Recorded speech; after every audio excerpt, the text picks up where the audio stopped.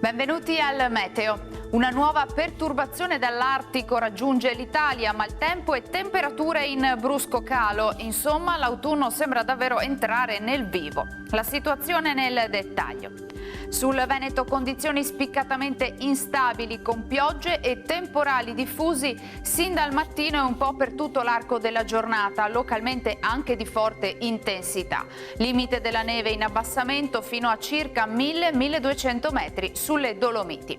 Clima come detto più freddo con temperature minime tra i 5 e gli 11 gradi, valori massimi compresi invece tra 11 e 14 gradi all'incirca. Ci spostiamo ora sul Friuli Venezia Giulia, anche qui precipitazioni temporalesche dappertutto, localmente molto forti, dunque attenzione.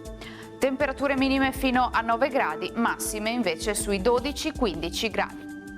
Ci spostiamo infine sul Trentino Alto Adige, dove non cambia lo scenario, anche qui piogge diffuse anche intense. Temperature minime sui 6-7 gradi, valori massimi invece fino a 14 gradi. Dal meteo per ora è tutto, io vi auguro un buon proseguimento in compagnia di Antena 3. Arrivederci.